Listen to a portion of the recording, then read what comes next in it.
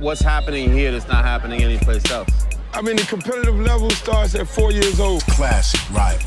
Hall of Fame type coaches, great personalities. All three schools, though, they changed the game of college football. Florida State Seminole. Miami Hurricanes. Florida Gators. You want to dominate your opponents and you want to get stoned, make sure that you roll up.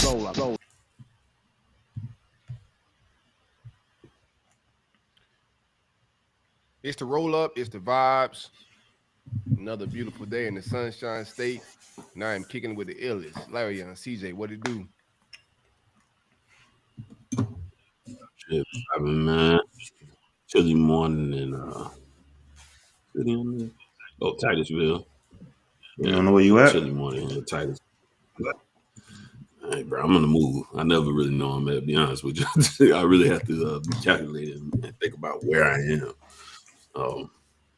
But yeah, just cooling, man, vibing. Happy National Signing Day, fellas. Oh yeah, National Signing Day. Well, early. Yeah. That's the one. Well, this is pretty much the one now. Really, this pretty much took over for February. Yeah. Pretty much. Yeah, everything's cool, man. How you, bro? Doing good, man. Like you say, I know Sil says it's a beautiful day, man, but it's chilly as hell up this way.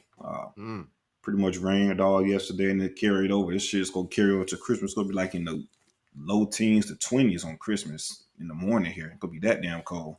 Right.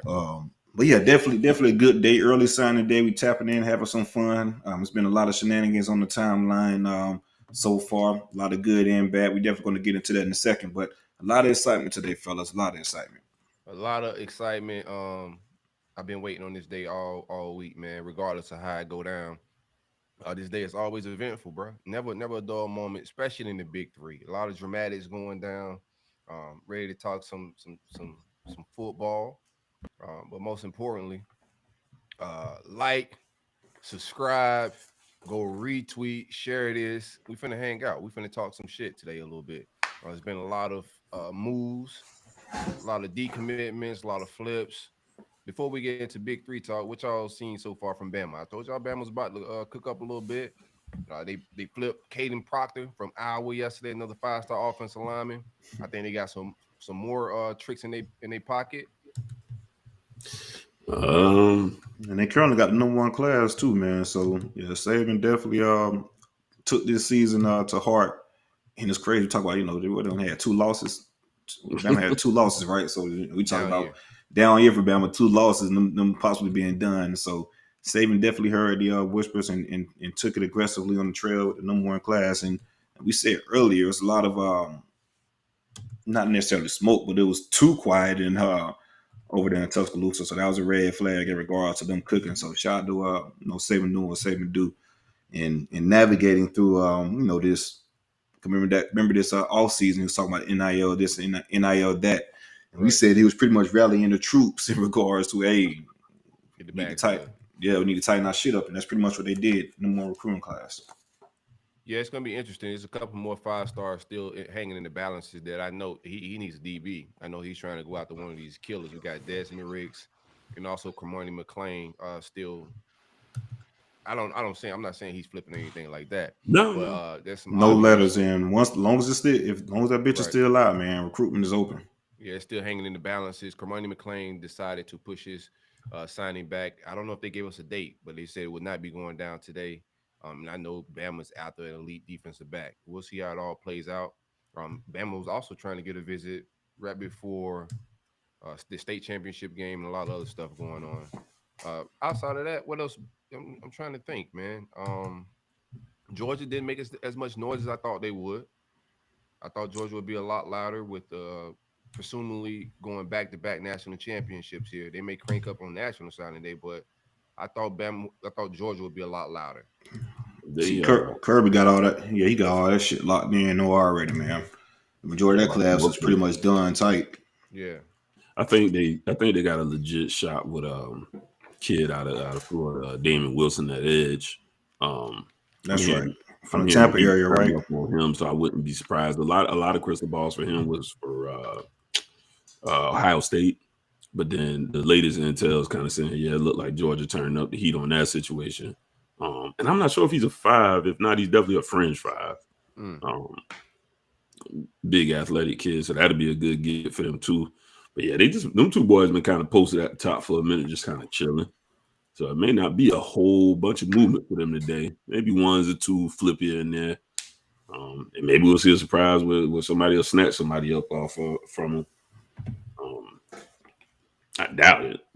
They've been locked in this long. It's probably a done deal, but never know. Usually a little theatrics on a day like this. I know Oregon's making a little bit of noise. Yeah, Oregon making a lot of noise. Yeah, they was able to flip that the 5-star safety. I think he was Notre Dame commit, if I'm not mistaken. And they also got the quarterback. Peyton Bowen. And they also got the QB could flip this morning because once Kenny Dillingham left, Moore ended up flipping his commitment. It's been a lot of flips over in the Pac-12, right? Moore ended up flipping his commitment to UCLA, and then Oregon turned around. I think it was the Baylor quarterback, right? Novak. Yeah. Austin Novak. Mm-hmm. Yep. Gave his commitment to Oregon. Yeah, there was some smoke out there. I know there's a lot of whispers on the timeline. People thought because Hayes Foster put out something, there's going to be some big flips, and the elite quarterback was getting flipped. So a lot of people was thinking possibly Rashada to Oregon. Now that wasn't the case. I knew he was kind of locked in, but I knew they was getting somebody. And this Austin Nova, this is a good flip for them. They got it popping over there a little bit. They got put behind the 8 ball and came out on top. I was a little skeptical of Ohio State keeping some of their players. Brandon Ennis, I thought could be a possible. Did he already sign in? Yeah, I think his letter is in. Okay. Yeah, Ennis was one that was man. They look, everybody fought. Mario never quit fighting for kid, but I think he got locked in, stayed in. I think it was a good decision for him. They've been churning out wide receivers. Can't be mad at it. Dynamic player. Right. Hell of a get. No doubt. What do you think about, before we get into got Travis Hunter too, man? He in the portal as well. That's an interesting one. Yeah, Travis. After saying he wasn't going in the portal, which we all, that's another thing I want to talk about these kids, man. Even Kevin Coleman, he said like a week ago or something that he wasn't going in the transfer portal from JSU. Ended up entering the portal. Someone put out a tweet. Expect Travis Hunter to enter the transfer portal within the next week after the championship game, go to Colorado, blah, blah, blah. He responds to the tweet and say, stop lying to these people. Then a week down later, he's in the damn transfer portal. I put yourself in that situation. Don't even respond to this shit. You don't have to say nothing at all. But you're saying you're not going to do this and not do that, and people hold you to that word, and a week later, it just looks goofy. Yeah, I'm with you on that, man. You just let it all play out. What do you feel about before we get into our Big 3 talk?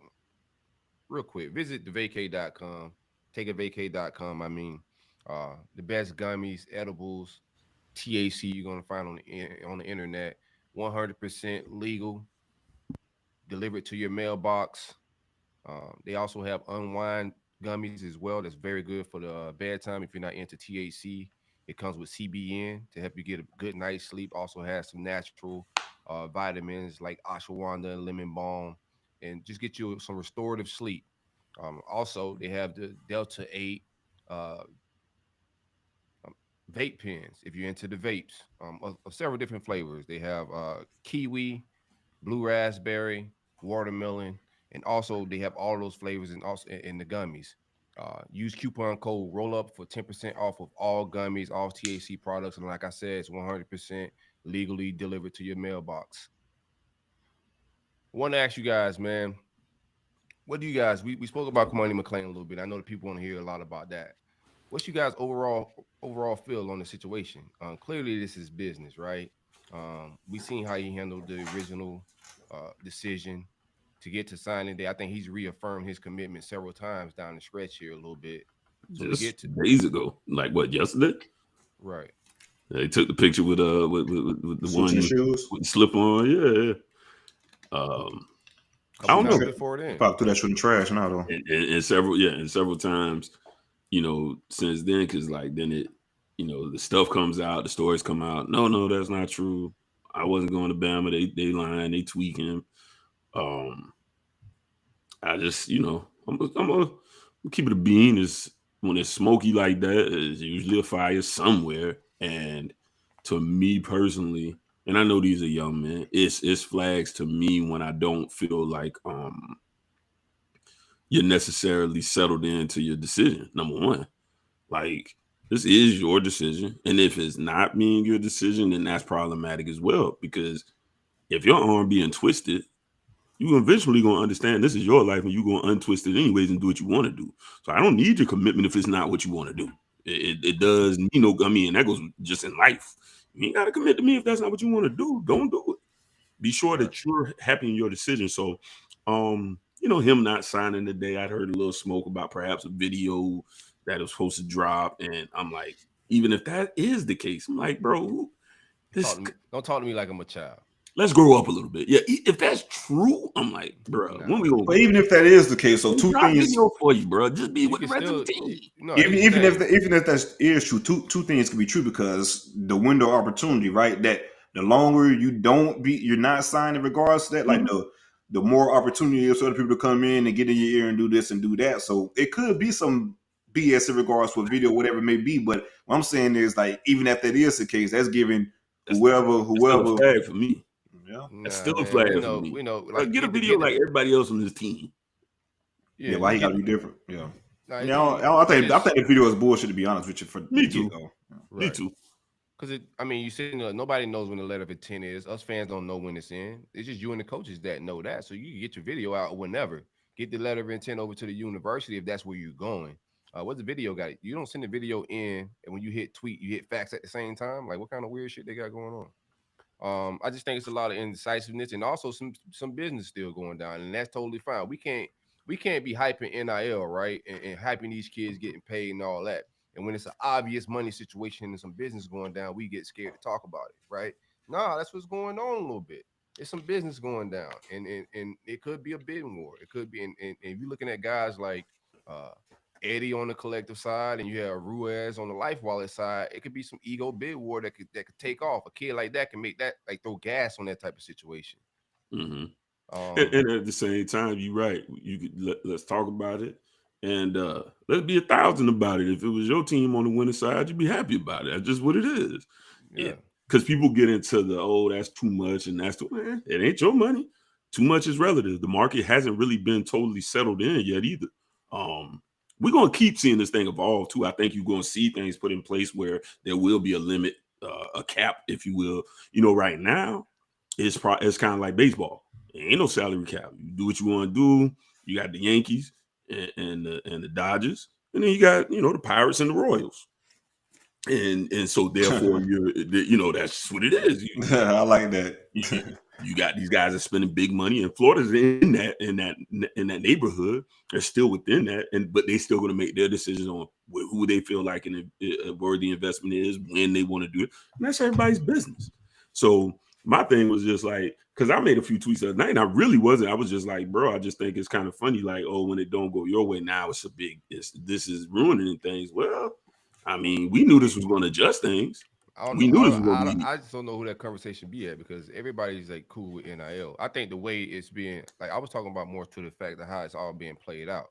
All these kids have NIL, but this scenario is playing out in a wild way. I know Big Three is a different type of demographic, and things get a little bit more weird over here. For sure. There's nowhere else in the country where these battles, and this obviously comes down to a lot of Florida and Miami. And the way it goes down is like we're seeing a real, like, live situation as far as like the backtracking of a commit. It's signing day. Obviously, there's reports out there from On3 247 saying that he's in contact with Dion. So, like, the video thing is one thing, but it's real live reporters saying that they're in contact. And I know from Florida side, there's some communication coming from Florida side with his camp. That's just keeping it a bean. It's business still going down. Yeah, I know Randy supposed to be delivering a cake as well. Randy Shannon supposed to be doing that personally. Hey, you seen the cake? The cake's still on the table. Yeah, I seen the cake on the table. I said, there go Tay-Day. Tay-Day vibes, man. It's Tay-Day vibes. Yeah, man. What was I about to say? Oh, my bad, bro. Go ahead. My bad. That was a good one. That was well timed. No, you good. You good. But yeah, that's just you may see this a little bit more going forward. I think at the end of the day, though, I think let me see how I'm gonna put this. I think the guys that I'm looking forward to trying to build a program through are gonna have a certain level of dedication and commitment, and it's just what they want to do. Like I said, the money's gonna always play a part. It's not a problem. I got no problem with kids getting money, but do I really want to be in this bidding war battles down to the bitter end to signing this? It's like, bro, I thought we was good. Didn't we just talk about this 3 days ago? I mean, if you open, just say you open. Just if be you're open. not committed, then you're not committed. Right. I'm just saying, like even if he's verbally committed to Miami, there's just ways I think it could have been handled a little different. And I do like raise my eyebrows at some of this, right? Let's just keep it at the beam, bro. If we land them, cool. If we don't, cool as well. But that raises some eyebrows for sure. Grisha got a super chat. I read this one. Hayes Gaming said FSU spent so much time trying to flip Gene, they forgot to keep Falcon in class. That's a good one. Hey, we ain't spending too much time, bro. I can promise you that. But and that's another thing too. If you guys got any questions, we know it's signing day. If you guys got any questions about any recruit, any take, yeah, go ahead. By all means, shoot them off. Go real crazy quick. with questions. Mike Williams, there you go, sir. You got that one. Mike Williams. Hey Silk, how are you really? See, you really lowering his end. I don't know what. Hold on, let me go ahead and fix that now. Oh, no problems. Give me just a minute. Appreciate that, bro. Yeah, appreciate it. I thought he was a little low on my end too, but the C sounded okay, so I wasn't. It sounded good to me. I don't know. You sound perfectly like just like me. He sound lower than you. I can hear him, but lower. So gotcha. I do appreciate it. I be getting lost on this damn on this particular platform. It's great visually and all that, but it's still a little buggy.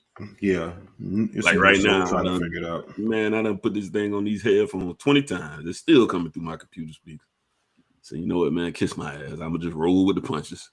We'll figure it out. How sound, Larry? Same me. Same. Yeah. No clue what it could be. Try to outro, intro, see if that do anything. Anyways, damn, where were we? The Kevin Falk situation.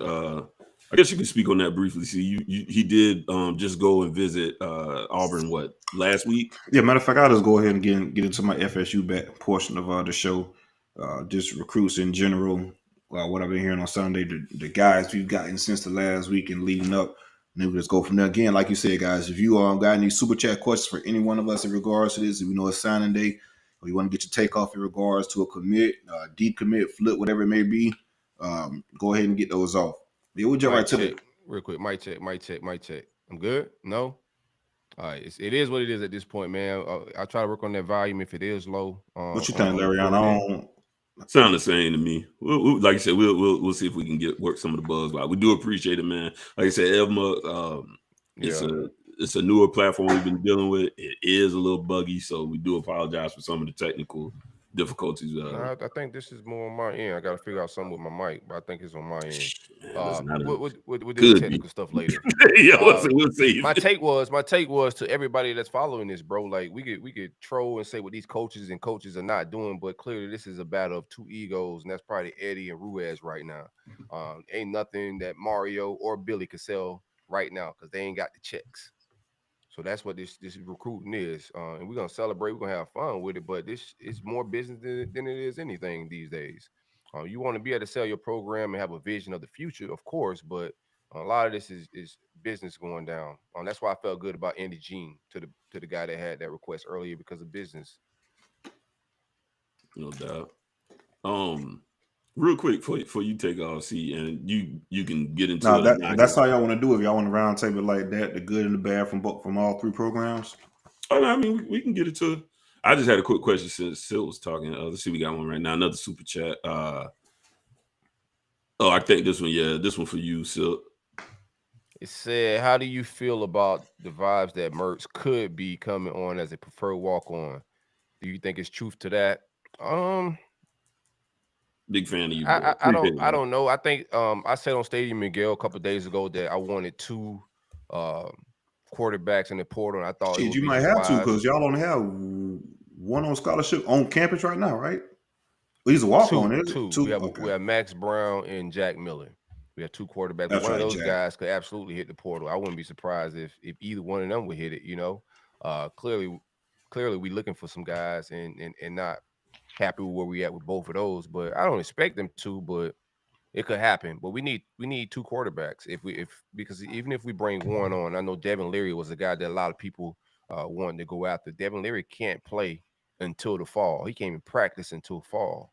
So he's recovering from an injury, and that's the word back with him health wise. So you're going to be put in the corner with that. And I was already, just cautious about recruiting him because of his health, and it's a shoulder. And you're real quick to a freshman if he goes down. Like you pretty much got to put Jaden Rashad in. My vibes on Mertz. If Mertz coming on a preferred walk on, I don't care what the scholarship. Who gives a shit about scholarships? I just don't want him to be my starting quarterback. You know what I'm saying? I don't care the status of what they're doing with the scholarships, bro. We got plenty of scholars. I just don't need him to be my signal caller. And I think like if that's who you bringing on, you're not far away from Jaden Rashad is getting a lot of playing time next fall. But that move will also put Billy in a hot ass seat. Bittersweet too. I mean, sometimes if you get hit with the lumps and you got to roll with the freshmen, it's like, all right, let's let them, get some of these lumps in now. That's just what it's gonna be. Didn't Leary commit to Kentucky? Yeah, he's at Kentucky now. Yeah, Kentucky. Okay. I thought I saw that the other day. Okay. Another thing too, man. Shane Matthews is really tied into the program, and he's still adamant about Florida going after a guy that still has to play a bowl game, and we'll see how all that plays out. But former quarterback Shane Matthews, that's his take on the quarterback position. So this Mertz thing could be that case. Everybody lose their shit too fast. None of us really have a real clue on what Billy Napier's approach is to the portal this year. So hopefully it ain't Mertz, dog, but we gonna vibe and see. Well, other names y'all been attached to aren't in the portal yet either. So yeah, Grayson McCall is still a guy that's out there, but I think Grayson McCall is going to end up at you did mention TCU or something like that. There's some like maybe some academic concerns, not concerns. His I think the Auburn visit got shut down because of the major. They didn't offer his major or something like that. And then there's some smoke on our end about maybe some credits not transferring over to be able to get into our graduates program. I don't know. So that may be a case with Grayson McCall. The other guys, I mean, you're talking about Sam Hartman and then Pratt at Tulane, Michael Pratt at Tulane, maybe the other two quarterbacks that are still have bowl games, but have this vague feeling that both may hit the portal or go pro. We don't know what they may do, or may stay at their programs. There's a lot of shit that can happen. That's what's up. Good question. I know I was going to ask you real quick, and that's why I said you can speak or not speak because I really don't know. I woke up and everybody was talking about something with the collective. Was that anything like? Is there anything? Oh man, we could talk. I'm glad you said that because we ain't got. I literally have no idea what happened there. I don't know what everybody's talking about. I wish like it just I wish we'd have had like the video clips a little bit more prepared to educate the audience on exactly what we're talking about But yeah, there's a clip out there. You know me, I'm not a big fan of spaces. So a couple nights ago, there was a spaces going on, and the head of the Gator Collective, Eddie Rojas, was on there with some other just random people. I don't know who these people be in the spaces, dog.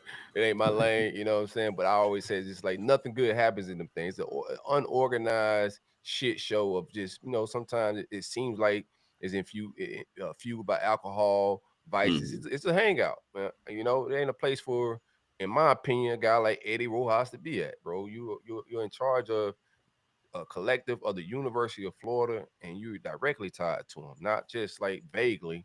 They're endorsing you. You're on the scoreboard at the games. In my opinion, there's a responsibility of,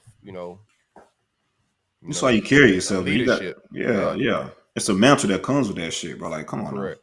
Now. Right. So I disagree. I don't like anything about the spaces, bro. Everything that I heard from it, everything that went down, I thought was, just very distasteful, to call it plain. You know me, I'm gonna call it plain. I got a relationship with Eddie, dog. You know what I'm saying? Let's just call it plain. I thought it was distasteful, and I thought it was, misguided, man. In the direction you're trying to get this collective, and the recognition of it it's always bigger than you. You feel me? And I told you, even with Ruiz, I ain't like the way Ruiz was moving, and I told you because a lot of ego. You know what I'm saying? And when you're trying to lead an organization and you're trying to be ahead of something that big, it ain't about you. you got to kill the ego a little bit. And there was a lot of ego on that, but it was a spaces, man. And it was him, Eddie, giving his opinion about Ruiz and spreadsheets and a lot of other stuff that's going on NIL wise. And I just thought it was just like inappropriate, not the right forum. A guy of his stature and the position he shouldn't have been in no spaces, having no conversations like that with random Twitter people. Yeah, I got you. Okay, cool. Because I did see that clip, and yeah, it got to a little name calling, and even the people in the space was like, "Yo, Eddie, you had a little too much, bro. Go ahead and just bail." I'm gonna call it plain, man. They setting Eddie up, you know, and you just gotta be wise, right? So people see people tend to be cool with you and friends with you at the same time, be trying to get you to crash out. You just gotta be wise, man. Everybody ain't your friend, you know. And I think like some of that is going on. You feel me? Like that's just me. I've heard a couple clips from like different spaces of people just sending me stuff, and every time I see them, just like, this is a terrible idea, you know. I thought Elon had got them spaces up out of here, dog. Elon got caught up in the spaces, and he's like, man, this shit. You put that boy in the blender, man. Yeah, get this up out of here. Elon, yo, who come up with this shit? Yo, right, for real. This is a wild feature, man. You know what I'm saying? Shit made me think of that little Broner clip. And as soon as they see Elon, like, ladies and gentlemen, we got him. Yeah. All right, that was all, man. I had just, like I said, I woke up and I kind of saw a little bit of something, and you get some of the board fodder gets out there, the chat board fodder, and man, so much corniness going on around this, man. Kane's Insight did a whole commercial and video and just like all type of goofy stuff going on. I'm here for the football and the football vibes. There's a lot of just shenanigans going on, bro. Right, it's like a whole cartoon or some shit, man. I'm just like, all right, bro, this is going. This Eddie and Ruiz shit, it ain't about them, dog. Like, I'm not here to argue two rich dudes' pockets, bro. You know what I'm saying? Like, it's a part of the process, dog, but I'm not finna get into that bag of, you know, saying who richer and all that type of shit, as far as two grown-ass men, man. And that's a lot of what we saw in that spaces, you know. That shit's getting fueled by both of their egos, you know. Eddie and Ruiz, they both got some ego shit going on. Yeah, no doubt.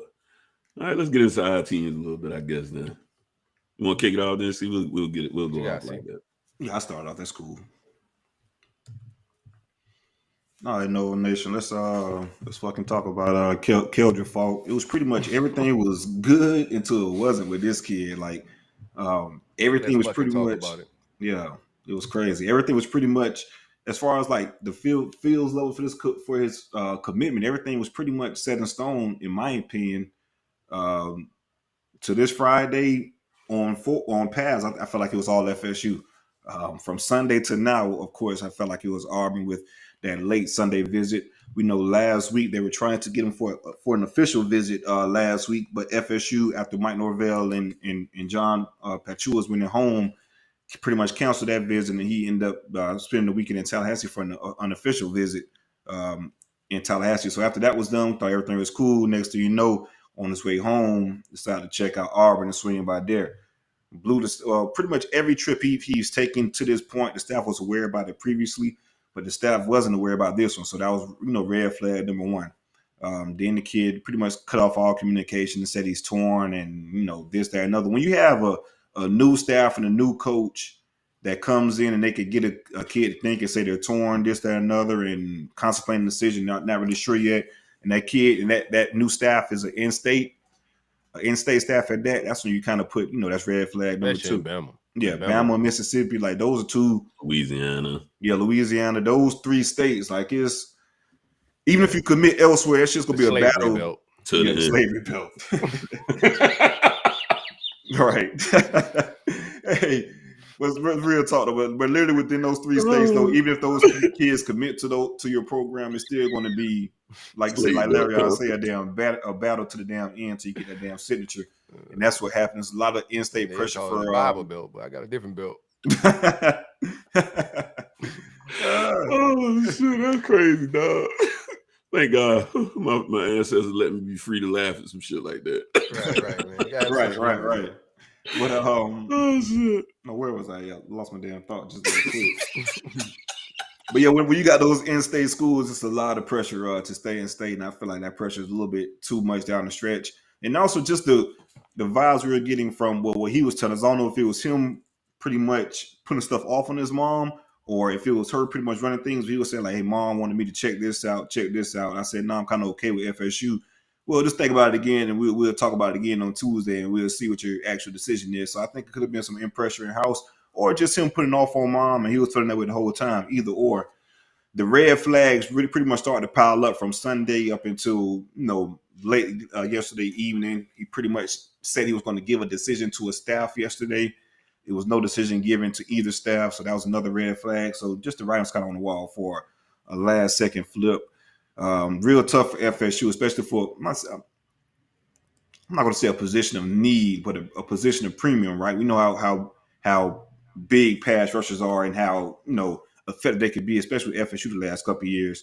And I think Kedra Falk is, just speaking of him as a player, I think he's an athletic player, big body, 6'4", 260.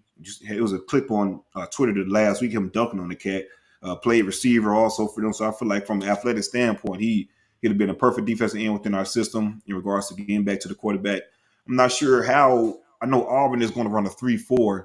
So how they're fitting him into that plans, I thought that had a ball well for FSU because we were a true 4-3, and he can put his hand in the dirt and get after the quarterback as a natural edge rusher.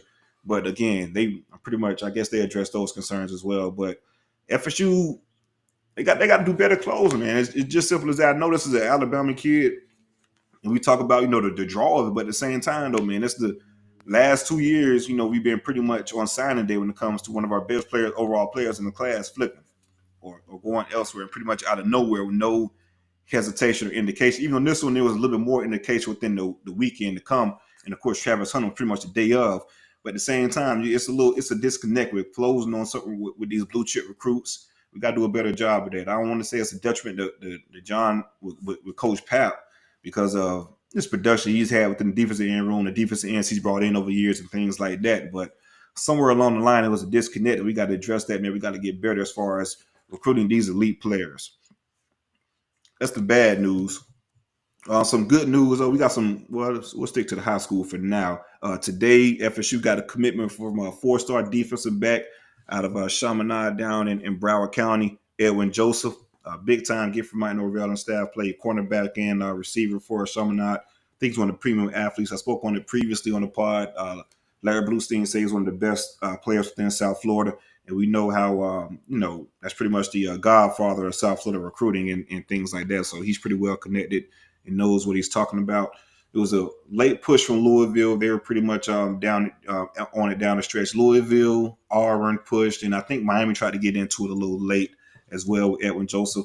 But shout out to the staff for holding that down. That's one recruitment that it was swing at one point, one way or another. I thought that we weren't going to be able to close, but they were able to close. But I want to give a shout out to Hakeem Williams as well. He's been pretty much another player recruiter, pretty much what Travis Hunter was last year until he actually flipped on us to the last minute. He's been like the bell cow of the class in regards to the player recruiting. Usually typically that's the quarterback, but we didn't get a quarterback until late in this class. Hakeem Williams was pretty much that bell cow recruiter from a player perspective. He did a really good job with Edwin Joseph. So that's a good get. And also Christopher Otto, a 3-star offensive lineman from Key West, Florida. He recently he committed to FSU today, gave his signature. Good get with Coach Atkins, who keeps the offensive line room pretty full in regards to the talent there. He's I think he's very underrated in regards to the 247 ranking. You look at his film, he's a mauler, really physical, athletic guy. I think I want to say it was the Louisiana game, the game before Florida. He was on an unofficial visit to FSU, and I saw him at the stadium. And just looking at him, he has a pretty good body frame in regards to what you look for from an offensive lineman. And it's a couple other commitments later on today that FSU is in for. Conrad Hussey is looking like it's a Penn State Miami FSU battle. We'll see how that plays out. I think FSU is in a good spot for him. Who's that? Conrad Hussey. Oh, okay. Yeah, the 4-star safety that's committed to Penn State currently. We got some transfer portal commits. Now go ahead, bro. Real quick, were you surprised that you guys didn't get into Travis Hunter recruitment on the second go around at all? I think he's going to Colorado regardless. I think he's just trying to make this a big win for Deion. Yeah. Are you surprised? Yeah, I was surprised, especially just the initial reports in regards to the teams that were involved. That did shock me. I'm not sure. I don't think, and how can I put this? I don't think any relationships were soured in regards to that, but they may have been just some fences that need to be mended. But I think that was more so just from a fan perspective. I think more so fans were just pretty much pissed how that shit went down. But I don't know. It could be, or just Trav, just how the situation went down. Period, with him leaving FSU, just wanted to, I don't know, man. That's a good fucking question. Leave it all the way alone. Just felt like it was a bad situation to hash out. But I don't think like Mike Norvell and staff will hold any grudge. I think they're 100% sure, will go after Trav, if interested in regards to him being in the portal. Because we've seen it multiple times before. We missed the guy on the first go around, and we double back on them once they hit the portal, end up coming to Florida State. So I don't think that's the case with him. But it was interesting to see, like, okay, it's not really a lot of, even though we all think it's going to be Colorado, you would think some Florida State would be in there at some point. So yeah, that was alarming to me as well. But at the same time, not too surprising. Like you said, Larion could have been some shit you just want to leave alone how it all went down at the end of the day. Yeah, it was weird. According to Chad Simmons over there, he said based on the intel, 3 schools will quickly emerge as schools to watch for Hunter besides Colorado, and those are Georgia, Miami, and USC. Mm-hmm. Which the Miami thing was really interesting to me because I hadn't heard anything until he put that information out there. So there's something to monitor. It'd be weird to leave the FSU thing alone and then come to Miami, but oh my god, I know the human fans be killing us on the timeline. We want to hear the end of that shit. Oh man, well he still gotta get his weight up, so he come in. That's another thing. That's another thing we want to talk about too. We talk about the talent he has, and he has all world talent. But we've seen how he played at Jackson State at some point in times where he was getting bullied, at JSU, and we said he needs to develop. And Dion even said you need to live in the weight room. I want to say last year for my bank, there was a picture I put out on Twitter as well. My kids took a picture with him and all. He was bowling, and just seeing him in person, he was pretty much up and down type of cat, real slender, mm-hmm. Leg proportion, all that's all. Yeah, he need to get in the weight room once he get to FSU and work. And of course, he ended up going to JSU, and I know for a fact he wasn't putting in the work he should have been putting in at JSU. So whatever program he goes to, he definitely needs to develop physically, just to get that weight on him. But if he does that, then shit. We know what type of talent he has, on just from an athletic standpoint on itself. Right. Last couple things before I get up out of here, fellas. We'll get into the transfer gets. We had a lot of gets, rather, since we last had our pod. We'll start off with Kyle Morlock, the 4-star tight end transfer. He ended up from the D2 ranks, entered the portal. Like I said, and once he entered the portal, his recruitment just took off. The recruitment pretty much came down to Auburn, FSU, and Tennessee. Decided to go ahead and end his recruitment to commit to Tennessee. Big time weapon, 6'7", 245. I think once he gets into that D1 weight room, he could carry 260 easily. Blocker, he has wiggle as well. Once you look at his film, he's not your statue 6'7" guy. He can move as well, make some people miss, and he goes up top on people as well and catches over guys.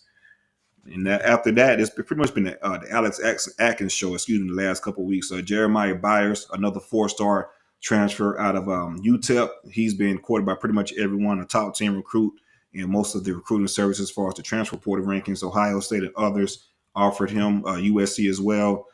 He recently committed to FSU, big time get. I think he'll definitely be a surefire starter for FSU.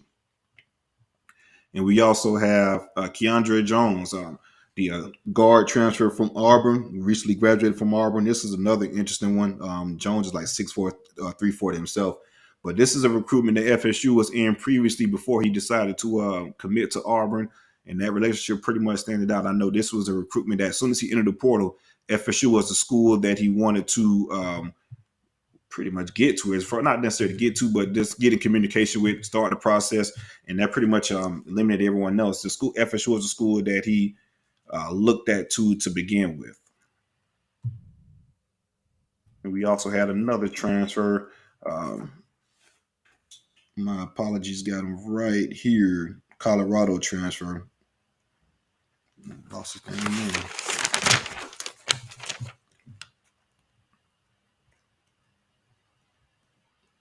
Casey Roderick. My apologies, fans. Casey Roderick. He's Colorado transfer, entered the portal from Colorado. He was a team captain, had over 30 starts for the Colorado Buffaloes. Is the Buffaloes? Yeah, the Buffaloes. Had over 30 starts for Colorado. Entered the portal right before Dion got there. Was a team captain for him, all Pac-12 guy. Again, he's an interior guy within the offensive line. So I know we lose Dylan Givens, and we also lose Dimitri Emmanuel, the transfer from Charlotte. They're two of our better guards within the conference. I think we could. It's crazy to say, but we could possibly be better at the guard position going forward next year with the acquisitions that we got within the last couple of weeks. And of course, our tackle should be okay with Rob Scott coming back, etc. And also, we get some guys from the injury from that was injured last year that didn't play at all going into the 2023 season. So the offensive line should be pretty good. There's a couple more transfers that we'll get into probably later on once they commit, but won't cover them now, of course. But interesting day. We got a couple more guys that could pop. But, of course, the big loss in the dark cloud right now is Kildred Falk, which I understand. But at the same time, I think we'll be fine in the grand scheme of things. You muted, bro. You muted, fam. Yeah, you muted, Larry on. Oh, my bad. I was like, yo, that's got to be like real tough trying to rally the damn troops at 1-8. Man, what you tell them at that point? You the team like, hey man, just try. Come on, man. Hey man, I know you finna get your ass whooped. Just lean on me a little bit, man. At that time, man, shit. Hey, bro, get your film together, bro. If anything, do it for your goddamn self, bro. To get up out of here for somebody to pick you up or to drive one way or another. You want some leadership? This is my real leadership advice. For like on some real shit, get your fucking film together, my brother. I'm letting y'all know that now. Right. I'm up out of here. So I already got a few calls going. I'm gonna be up out of here in the next couple of weeks. If you were smart, you'll be playing for your film. All right. Let's try to stop the bleeding. Right. You want to go next? You want? I can go. It don't matter. Yeah, I go next. And also, like I said, man, if y'all got any super chat questions, get them off. Yeah, shoot them super chats, man. We got one right here. All right. We got. All right. Shout out to Alex. So just wait and see all the blue troopers that don't get immediate playing time going to hit the portal after the first year. High school recruiting is a slow dying entity. I mean, we see it all the time. I think it's still important, but again, it's just a talent acquisition game. Now it's just not strictly high school recruiting. It's different aspects of it. There's different areas you could pluck. Now I think it's still going to be a key component, but it's not the only component. So you're right in regards to a lot of these guys are going to be in portal next year. I think it's going to come down to who can retain and build culture, that type of culture. There you go. Winning culture is still Georgia, the way they getting high school recruits, Bama, the way they still getting the number one class. And you see, they're not losing guys that. Yeah, they can keep guys around. So it's about building the winning culture and to be able to keep the elite high school recruits that you can grab, right? But if you have a culture of like what we just seen at Texas A&M, where you're getting these big recruiting classes, you drop a big check, and they come in there for a check. Like they're not there for the culture, really. They there because you purchased a big class, and that's why like the hesitancy on all the games on signing day is red flags for me because I'm just like, all right, any hiccups, bro, you're gonna be in the portal. You'll be out. Know? You're not buying into the culture. You're there for a check, like all the A&M boys, man. So that gets a little creepy. I tend to agree there. Yeah, just to add a little fine point on what you're saying, I think, and when you do look at a place like Alabama, before we had a transfer portal, the guys that were leaving Bama, and you still seeing it today, they're still going to Power 5 programs. A lot of what they got going on. Y'all just got one from Bama shit. Right, yeah. And he's been clear. His intention is one and done. He started a lot of games for them. He just coming, just final run is in his mind, right? So, look at where these guys are going as well. That's very important too to observe because Georgia loses guys, but when Georgia loses guys, Brent Cox goes to Florida. When I still think, like you said, Silk, it's really more about building a culture and retaining your roster. You're going to have to constantly recruit them, but I think ultimately you build a culture. And like I said, if it becomes a winning culture on top of that, then a lot of that stuff will take care of itself. The portal's here; it's going to be here to stay. But yeah, I still think the backbone is still high school recruiting and building depth and talent through that, and filling voids via the transfer portal for championship ball. Agreed. But go ahead, bro. All righty then. I do not want to talk about the Oregon game, man. I told y'all we shouldn't have played that shit. That's my take. Want any more takes on the Oregon game, you can go listen to Stadium Miguel, but I didn't want to play that game, bro. It's a waste of time. We could have invested that weekend into that final weekend of visits like every other program in the country. That was my take. We went into that game, half the roster either declaring pro or in the transfer portal, man. And we just didn't look like we was bought into that game. We didn't, and like, I know some people say let's do it for the practices. We only got 7 practices in, bro. Because when they announced it, we were squeezed in. We didn't have a whole lot of time to even get those practices. We only got 7 in. You're going out to Vegas with your 3rd string quarterback. You're missing a couple starters on the O-line. Your receiver room is already abysmal and shredded since the Florida State game. Bunch of injured guys, a couple guys going pro. I just didn't see how it made a whole lot of sense, but I knew, like, business, they were going to do it because of people getting checks. Billy going to get a bonus for going to that bowl. University of Florida going to get a check for going to that bowl, and also the SEC. It's too much money on the table for you to be worrying about our cute-ass roster right now. But anywho, we got our doors blown off, and I'm glad we kicked that field goal. Fuck y'all. Y'all got that speed, baby. I saw that shit. Yeah, I said, remember he asked me about kicking them 3? I said, nobody's gonna remember that field goal, CJ. Like 5 years from now, nobody ain't gonna remember. Like when they on like CBS and they saying the longest streak in college football. Yeah. Nobody be like, man, them motherfuckers kicked the field. And what's crazy is because I remember going back to that fucking that 2016 FSU game where we got that fucking safety. Where y'all got that? It was 27-2 or some shit like that. Y'all got a damn safety. Gotta keep it going, baby. Right. I forgot about that until somebody brought it up. Like, well, y'all bringing up old shit. Right.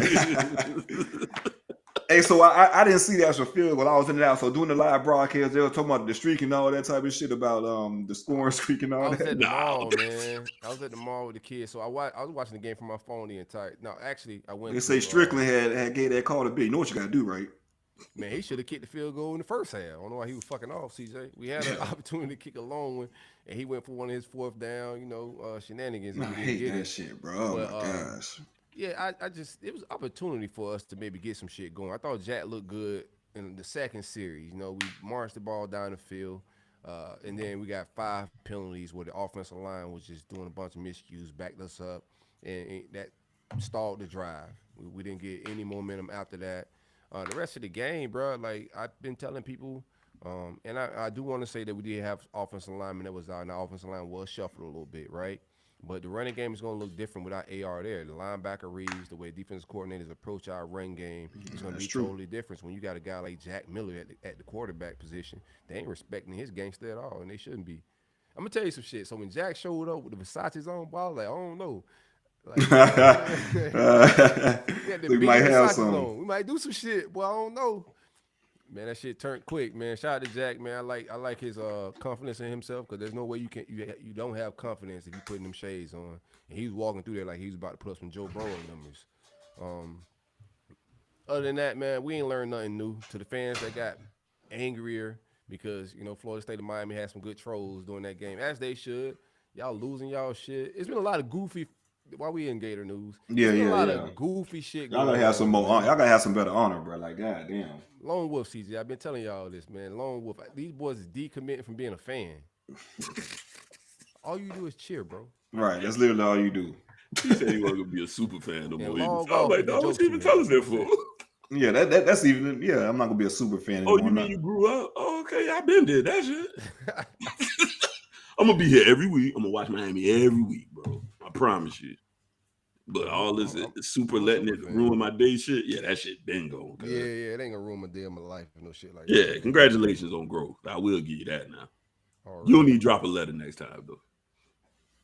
No, that's disgusting work. To drop a recruiting letter saying that you decommitting. That's embarrassing. Yeah, bro, I ain't going out like that. No, I can't put that type of shit. I got kids out here, bro. I can't be doing my daughter's 15. If I type some shit up like that about 16, 17-year-old recruits, she's going to think I'm nuts. Right. You talking about John? I seen that boy in 3rd period. We take biology together. My daddy is mad at you. That's some crazy shit. To the people that's still asking out there, Rashada's letter of intent is in. Y'all can relax.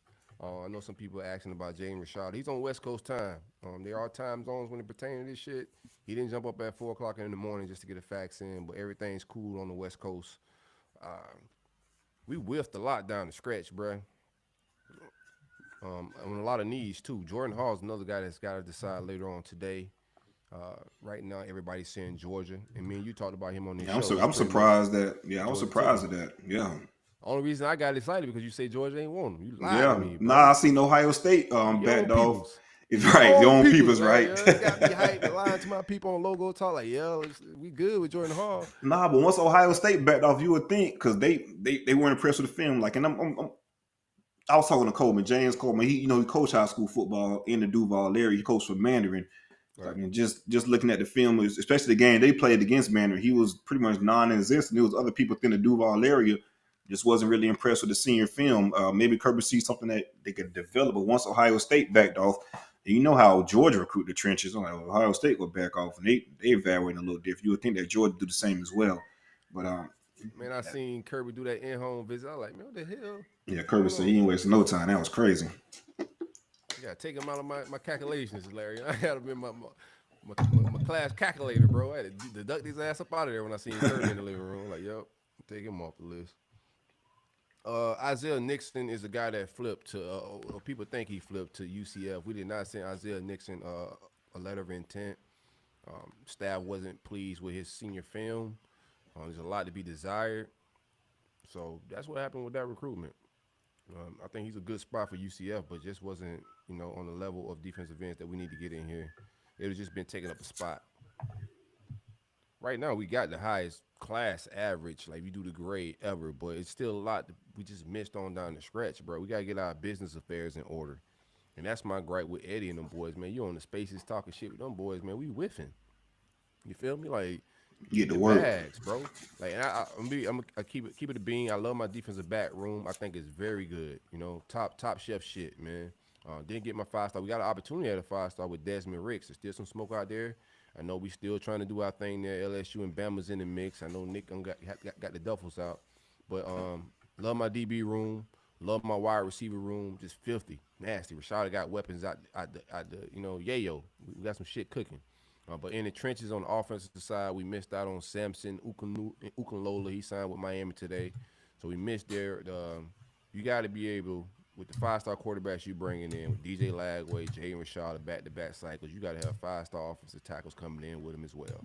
Get off of spaces, arguing with these people about nonsense, man. Check your ego, and we got to figure out the NIL, boosters, the bread. It's a lot of money around here. Some rich boosters at Florida, but there don't seem to be any cohesion and plan as far as, like, acquiring talent. This is a talent acquisition game, so yes, that's my thing on down in the trenches. You miss out on Jordan Hall. You miss out on Samson Ukunlola. What's my man name from Kissimmee that didn't flip from this, committed to UCF? The defensive tackle. He signed. Yeah, he signed with the defensive tackle. UCF. What is his name? Oh my God, mad I'm not remembering his name right now. But he don't matter no more. He sticks with UCF. Let me find his name. I don't like that. Yeah, John Walker. John Walker. I was about to say it's so simple. That's what it is simple as hell, right? It is a simple ass name, John Walker. Simple ass name, bro. That's a. If you say his name on paper, I'm thinking he's some white guy with a Bronco that lives in right. With a different type of hat, John Walker. Right. Who I think is him. I think John Walker is a player. We'll see if how his UCF career pans out, but I think he's a guy that would contribute fairly early. At UF, we have a void at the position. I know we got Caleb Banks from Louisville in the transfer portal, but it's still a lot of exits, and there was already room for defensive tackles before the exit. So,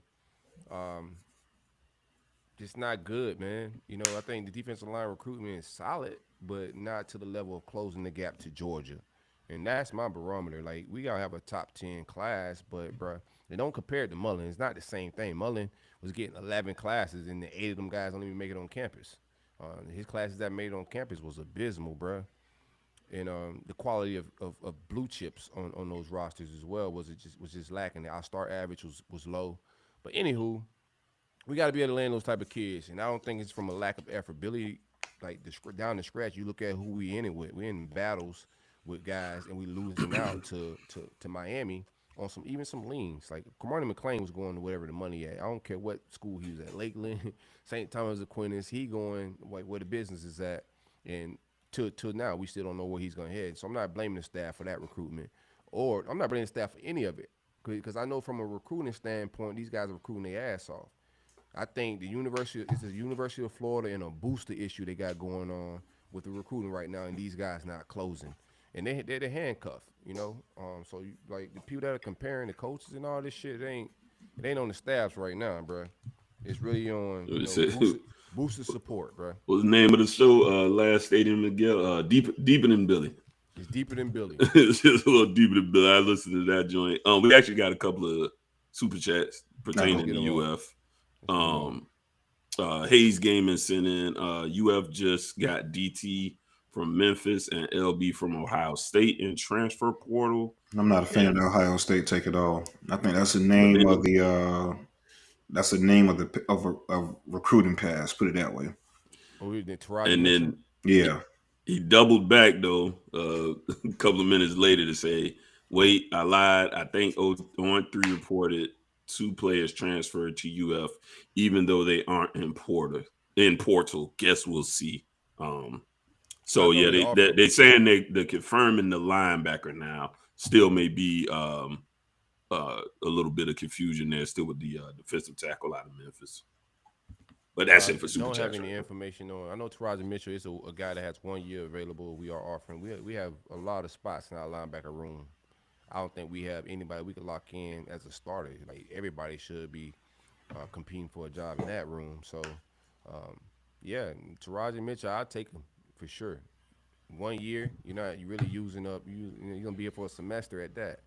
So we'll see how it all plays out. We definitely need, and like my portal action is just not where it needs to be, and I don't know what's going on behind the scenes, offers wise, like how this shit goes out, how they send them out. But for the X's that we have, I do want to see the activity pick up, visits wise, and like, I don't need to know the offers, but I need to see motherfuckers on campus. You know what I'm saying? Like I don't like these fans that want to see all this information. Like this staff ain't just putting out just random information to appease to mad fans, and I'm cool with that. But I do need to see the activity on campus. We got a lot of needs and a lot of bodies to replace, and we talked about that on this show already. We're gonna get to see the roster management. Like it's cool that we want these players going. Like and just like everybody swear they want to bring motherfuckers in. Everybody swear they want Anthony Richardson going. Now you got Mertz, motherfucker. Now you know what I'm saying? Shit ain't sweet as you think it be. You feel me? I know you would give your left arm right now to get AR back and not Mertz. It's always a better play on the bench, man.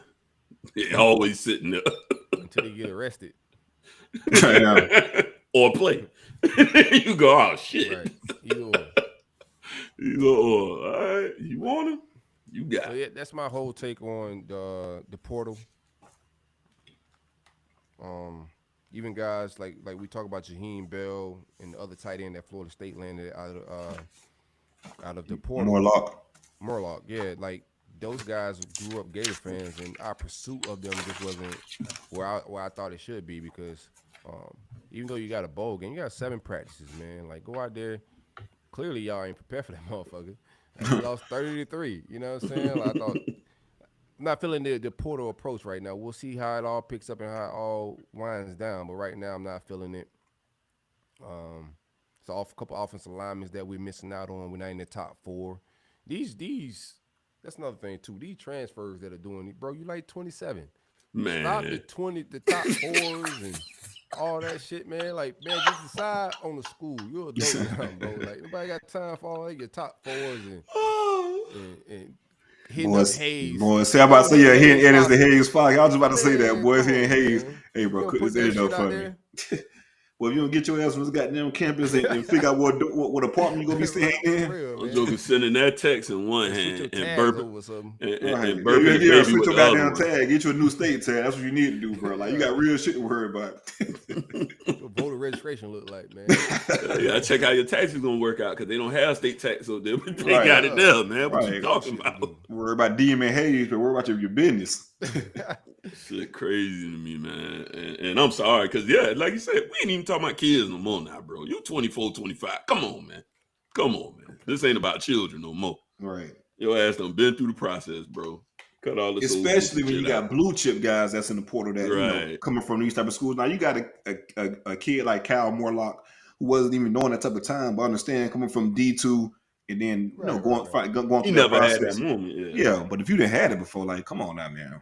And that's the problem nowadays. Though we talk about this shit all the time. How that shit ain't reality. That the perception of high school recruits and all that shit, how they being courted now, social media right now, and then they get on campus. It's a complete 180 in regards to the reality of the situation. But they love the fake. They love the virtual reality, not the real shit. Right. Right now, my wide receiver room is just the most, like, I'm excited about. Andy Jean is a worker, you know, and a technician at the wide receiver position. Always excited to see when he's working out on Twitter and they putting the footage out there in the content. But Andy Jean, Eugene Wilson, and my man Aiden Mazzell are top-notch guys, man. All high-end, blue-chip wide receivers. Eugene Wilson, I think, is 5-star talent. He was injured early in the year. Missed a lot of playing time, but if you cut the film on, you're going to see it. I think he plays. I think all three of these guys play right away. That's another one of my takes. I think. No, I was high on Andy Jean. I think Andy Jean, I even said this shit way, last spring pause we was talking about. I think he was top 5. I think he's a top 5 receiver in the state. He's ranked below Aiden Mazzell and Eugene Wilson. But, if you're going to give me my favorite guy in this class right now, it's probably Andy Jean. We look. What was his top 5? His top 5 was Miami, Florida, Georgia, Bama, and Texas A&M. That tells you everything you need to know. Right. Offensive line wise too. Like I think we did pretty well. I don't think we it's a lot to be desired. Like we got to add some more blue chippers. I don't want to get into this developing 3 stars and the lower ranked kids. There was some guys. The guy that we lost to Miami. That was a local kid. Like those guys, we got to be able to just close on, man. Even though he wasn't super highly rated. Yeah, Tommy Kinsler. He wasn't super highly rated, but when you look in the battles of the schools you're in, you got to close on them guys, and they local. So I just want to see them figure it out. We at a spot where we got to get to the top 5 to close the gap, and that ain't no easy feat when you got Georgia doing what they doing. So we'll see how it all works out, bro. That's where I'm at with it. DB and wide receiver rooms are my best room, skills positions on the class, on the year. Yoski Woski. Let's see. Super chat from man Alex again. Said 27-year-old on campus already had 3 kids, 2 mortgages, and a car note. That's offending. Hitting up Hayes for the edit. Right. I got a top low, bro. I don't even know if I'm gonna let you commit if you want my media team to. I'm like, what for what? Y'all want to shoot some videos on top of the table? You know what, bro? motherfucker, your son already on top of the table. You want to go on top of it too? Yeah, we got 3 motherfuckers running around here right now trying to hold on top of the table. You want to join them? You know what? Bro, I rescind my offer, man. Go on somewhere. Right. I got time for this shit. Grown ass man. I'm sure I'm gonna double back on some more takes, but I want to keep it flowing. What you got? What you got cooking, Larry? All right. I kind of since the last time we gathered here today. We had a couple of commits. So obviously Mark Fletcher being the big one came down to us at UF. Whiff. Not mad at that whiff, but it is a whiff, bro. Yeah, fight. It was a fight. And like I said, we originally talked about it. I thought it was a good, pretty tight, pretty close toss-up. I felt better about it as it dragged on a little bit more. And so that kind of ended up being the situation. So, obviously played in our favor like I thought it might. And then obviously, like Silk had mentioned a little bit earlier, Samson Okunlola was the other commit, huge. That the trenches is where it all begins. So to have 2 5-star tackles, I think literally, I can't remember off the top of my head. I think we're only the third class ever to sign two top 5 tackles or whatever. So, got to get better. You saw that O-line last year. It was bad. We lied on them before the season got rolling. Season started playing, film started rolling. It's like, all right, wait a minute, man. These guys ain't exactly it. Not that everybody was absolutely horrible, but between injuries and some guys that just I don't think were up to snuff. It was obviously that was terrible. Yeah, terrible. And it was I kept going back to a huge area. Man, that shit is real, bro. Like that it looked good preseason when then you have an injury here, injury there. Like if you don't have that shit started to show, especially with teams like FSU, for example. I say this all the time, and it's a lot better now, but I said this in years past to where, okay, I think we could be okay on the O-line, a decent O-line, but we have an injury here too, and they could go from being okay to decent to terrible, just like that. Terrible, right. Which actually is another point, kind of with the high school recruiting, I think still being important is cohesion as well. Coming in together, going to war together, because that was one of the things that every program has to worry about and deal with is maintaining your locker room as you bring in these, quote unquote mercenaries, one and done guys. How do they really gel with the team? You got to be real careful with the additions you bring into your room as well. So I still think bringing these guys in together, let them go through their lumps and bruises together, bond together, helps make a better team in general. So yeah, those were the 2 commitments we had since the last show. We had another exit into the portal since then as well. That was John Campbell. I don't know if he found a home yet. I know he visited Florida State. Speaking on that, that likely can come. I know Atkins. I know put it this way: if he's given the green light, it can happen today. That green light could come pretty soon, just depending on situation. I think Atkins do want to take one tackle out of the portal, just depending on who he's looking at within the portal. But that could happen pretty soon with Campbell. I'm not sure about any other teams he's entertained as well. Also, I'm not too sure about that, but Campbell could happen pretty soon if given the green light. Okay. Yeah, if Atkins green like that boy, you know what I'm saying? That's some crazy weird shit y'all got going on right there, man. Them boys heading to Florida State like that, they ain't a little bit weird. I think it's real weird. Matter of fact, I rarely favorite tweets, but matter of fact, he was who I was thinking about. He did a video. And Ryan Rangone, who he on Twitter, he retweeted it with like 25 crying, laughing faces. And I was like, yeah, bro, I'm sorry. Like, it's bad enough you gonna go to Florida State, but you're doing a video. Oh yeah, big video. Yeah, big video with the top and all that shit. Yeah, they do the video. Jackson, he didn't do a video. Jackson did a video after it was already legit though. After it was done. Oh, okay. Oh, he ain't do a visiting yet. He do a visiting video. Yeah. But yeah, and he's younger too. So I was just like, come on, bro. Jackson's a lot younger. I think I think it's weird shit, but it's the portal, man. That's what it's gonna be. Some of that's gonna, if he come back our way, then I'm gonna be happy. I just don't know if it's too much swinging this direction. Speaking of portal, I know we I spoke about it previously, and you guys got him. Devontae Brown, cornerback out of UCF. Yeah. I know FSU was in it for him. He visited the weekend of December 10th, and that following weekend he visited Miami. And once you guys gave him the green light, I think it was a wrap from there. Yeah, I was actually just about to go over there. Yeah, Devontae has committed.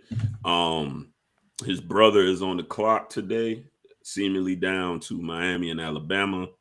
I don't have any extra intel. I know we've been strong in this fight for a while now. I still feel pretty confident about us. I think the second wave momentum is helpful as well right now, and his brother. So I'm feeling pretty good about him as well. I believe his commitment is supposed to be at 3:15 Eastern time as we're recording right now. It's almost 2:00. So something to keep an eye on. The aforementioned Javian Cohen was another guy that came in from Alabama. He was the guard I spoke of, not credited with a sack, big body. You know, he's played the best of the best with the best of the best. So huge get. Even if he is a one and done guy, it's got that. Yeah, we could use to definitely show up this O-line. And then therefore we get back to that depth we're talking about, where we got some solid players that could plug in there. But hey, now we got a surefire starter. And then if something perhaps happens to him, we got another guy that's still pretty damn good. Versus like, oh shit, it's this guy now. Which I think is where we were at last year. Let's see. Other news as far as commitment / transfer portal decisions today. As we were recording, since we started recording, Texas A&M transfer defensive lineman Tunmaz at Alayi. He has decided to go to State.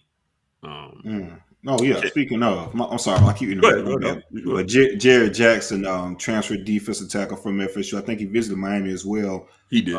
Yeah, but he ended up going to Michigan State also. Yep. Michigan State just got Tunmaz. Yeah, that's what I was just saying. Yep. Oh, my bad. I was just reading that. It's all good. Yeah. I trust me. I understand. Hey, while we doing this, in between reading new info and trying to kill the other stuff. I'm reading Trey, man. Here you go. He said, y'all think UF getting Beaver pounded affected them in recruiting, and him not having the game helped. And if the Buffs can barely pay prime, will it affect them in the NIL recruiting arena?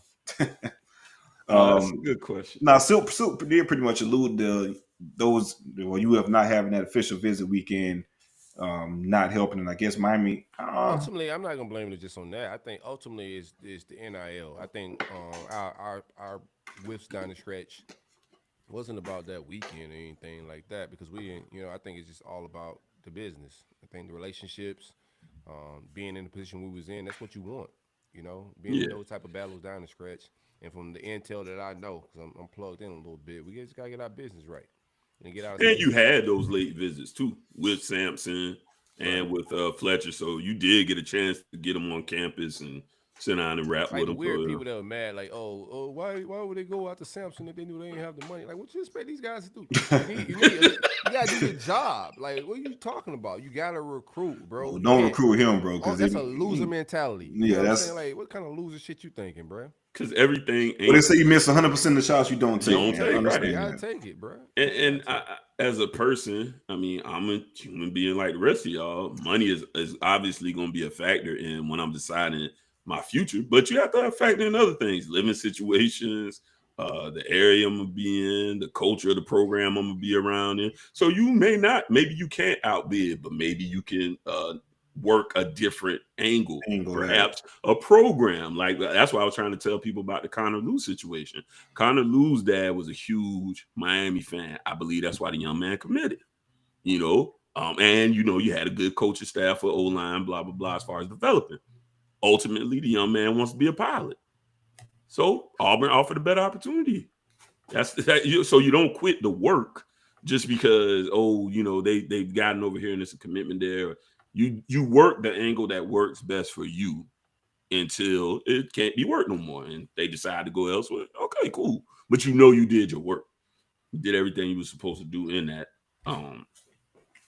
Taraji Mitchell to UF is confirmed. Okay. That was the linebacker, right, out of Ohio State? Correct. Okay, cool. I have more time. I got to do more info and holler at some Ohio State people, my man Zach and them, and see what's up before I have a full take on it. But he's a guy that got 1 year and was a big-time recruit coming out of high school. And I know we got about 8 of them motherfuckers to get away at linebacker positions, bro. Let's throw some shit at the wall a little bit. See what's sticking. Better holler at Justin Flo. I heard we was talking to him. I haven't heard too much more traction on that one either. Where's he at?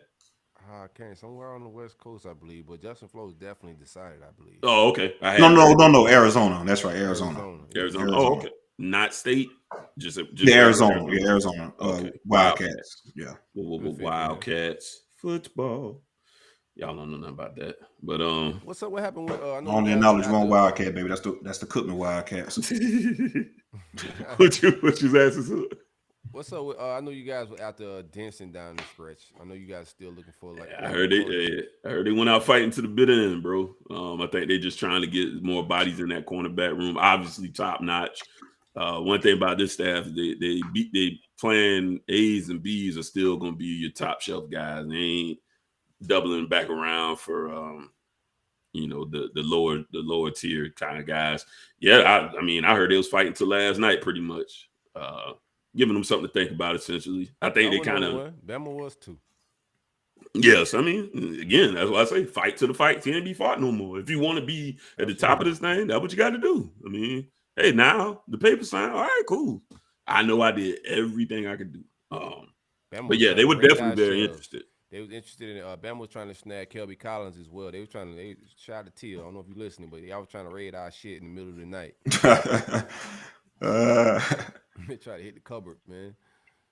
We got super chats. Another good point, actually, from Southernly Yours. He says, in this day and age of the transfer portal, you recruit these kids heavy, whether you get them or not. You could be a year away from another decision. Absolutely.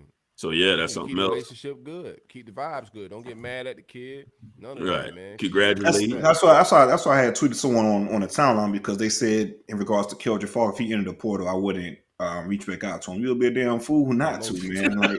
Like, bro, like you say, emotion. This business, man. That's why you're not a coach. Yeah, exactly. You're not a coach. You was a fan. Right. You was a fan for a reason, bro. That's not the attitude you can have. And I'm not gonna beat this dead horse. They're kids, man. They're kids. Give them some time to grow a little bit. All right, and all right. Let's see what else we got going on. As far as we did have also Reed McKeska.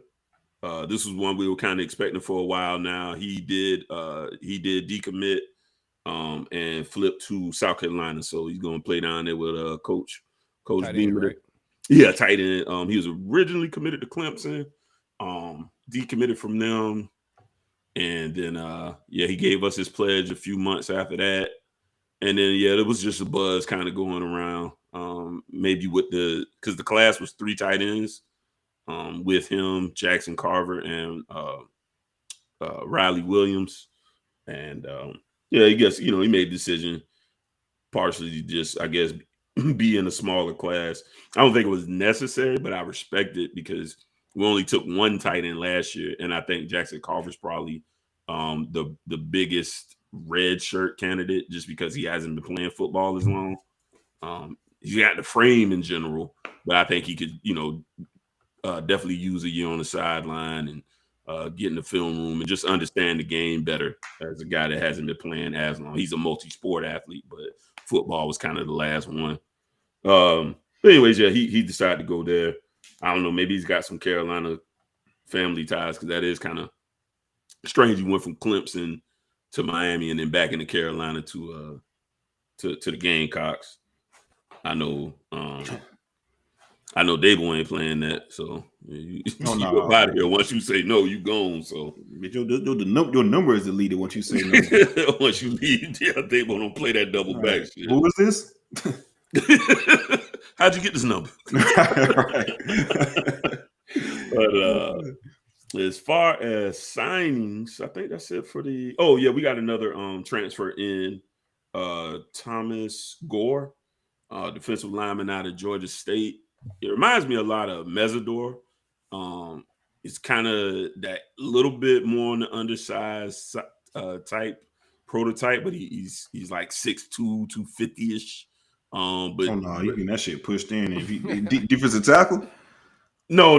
I think they got him at. Edge. I'm about to say. Okay, cool. I think he mostly played on the edge. Same thing for Mesidor. Mesidor gained a little more weight, but we kind of moved him inside, outside a little bit.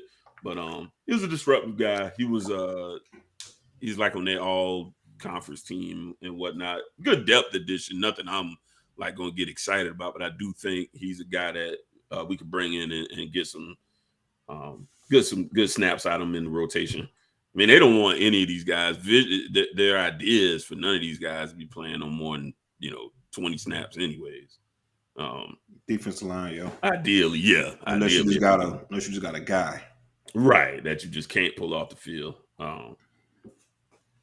And I think let me make sure. while we live. I don't want to miss anything while we do have the opportunity to make sure I don't forget anybody else. Somehow we got some punter from I guess he's Dylan Joyce, which his name actually sounds somewhat familiar to me. And I thought like he committed to us a long time ago and then decommitted. I don't know. He's from Australia again, though.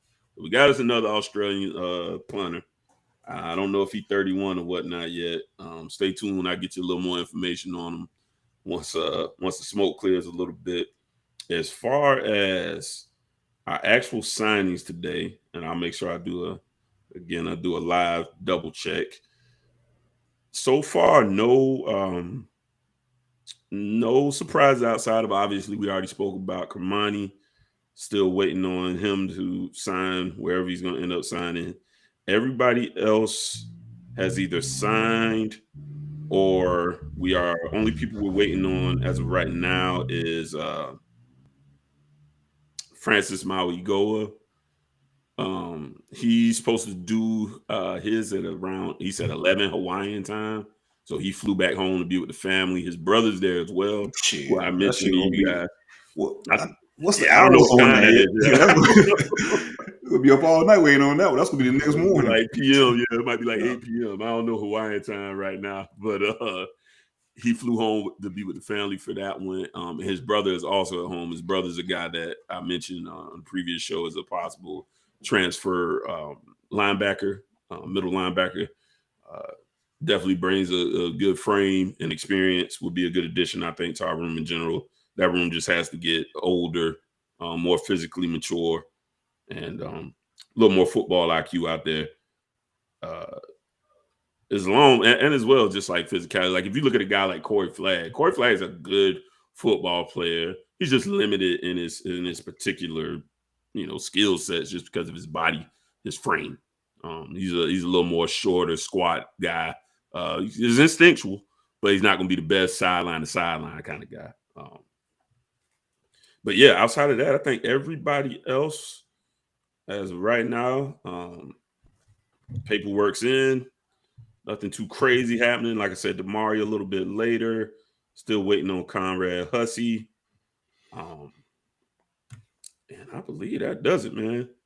I don't think we got anything else too sexy happening today, which I didn't anticipate.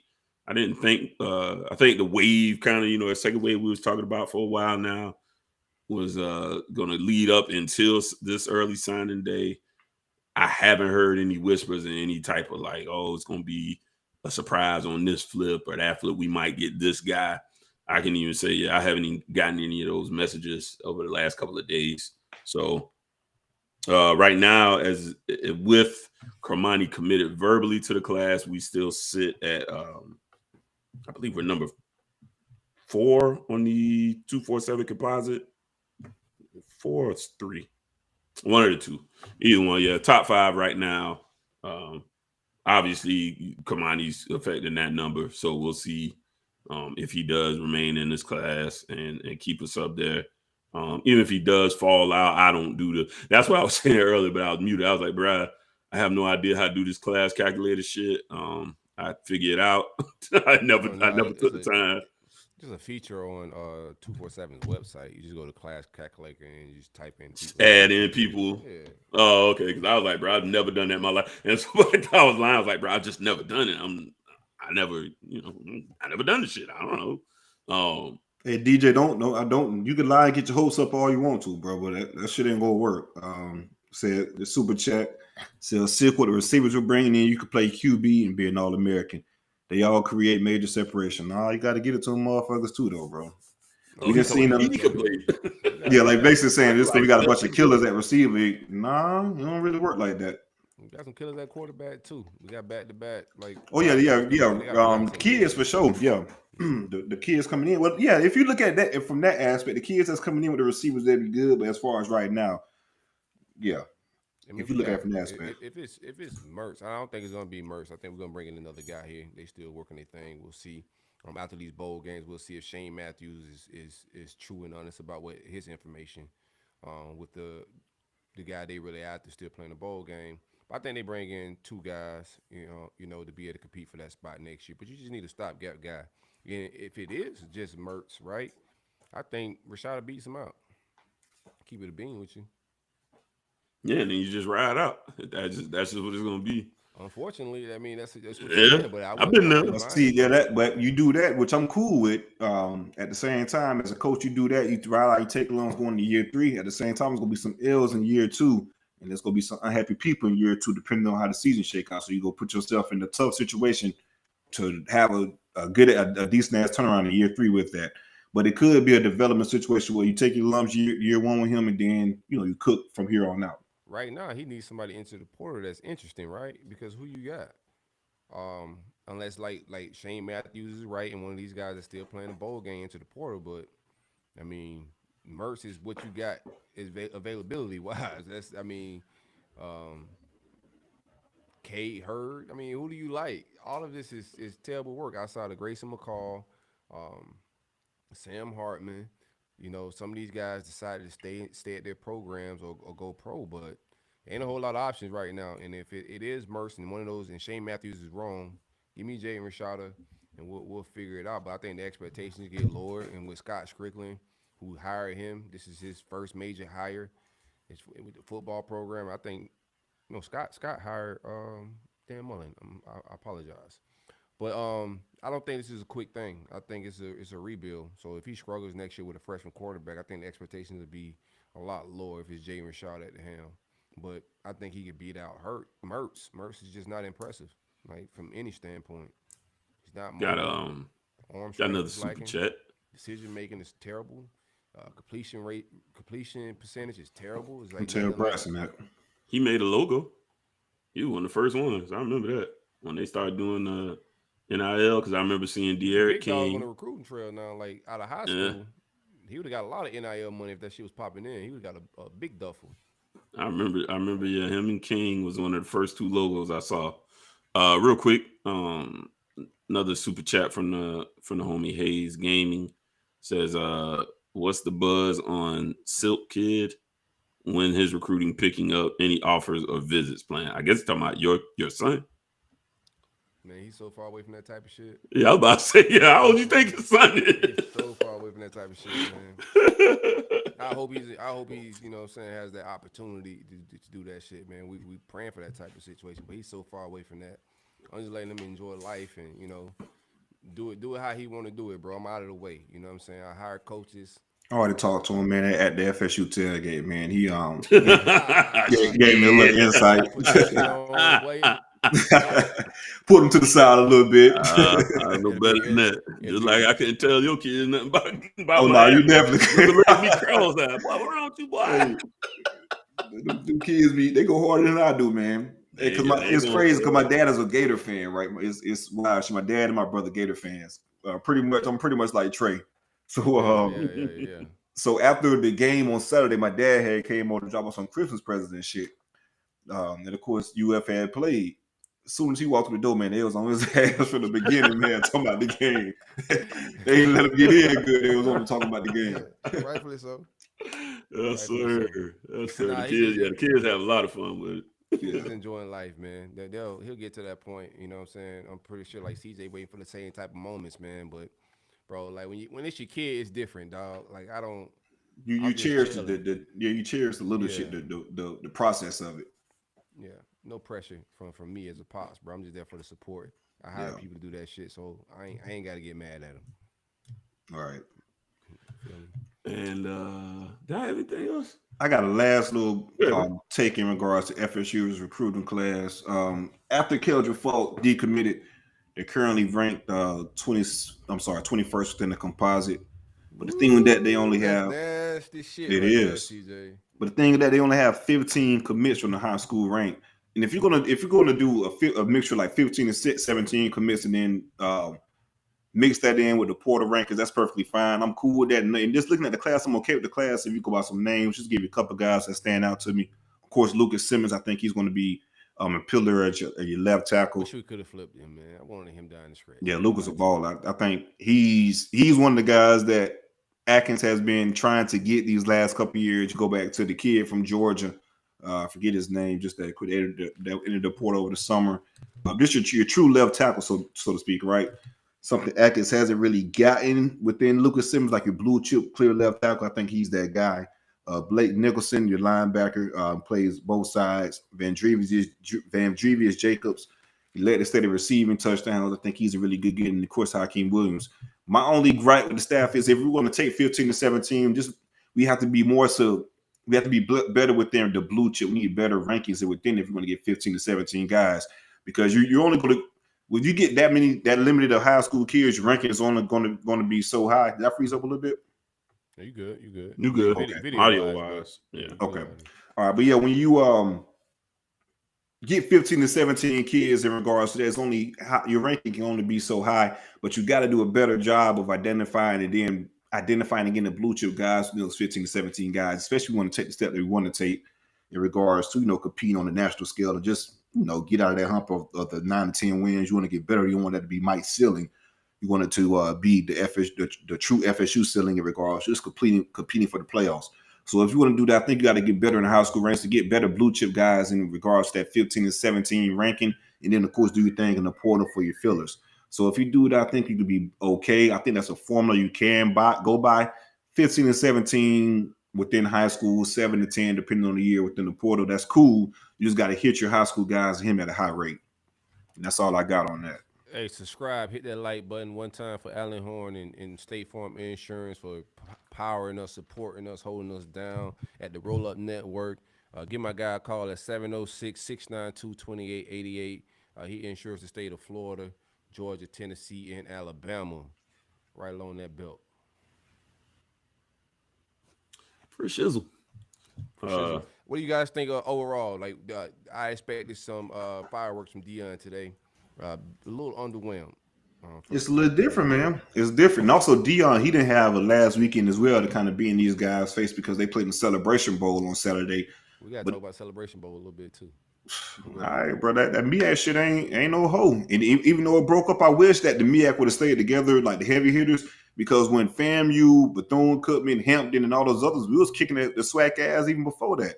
I know when I was in college, they used to do, we didn't do the Celebration Bowl. We used to play the MEAC every year, game one in Orlando. It was called the MEAC SWAC Challenge.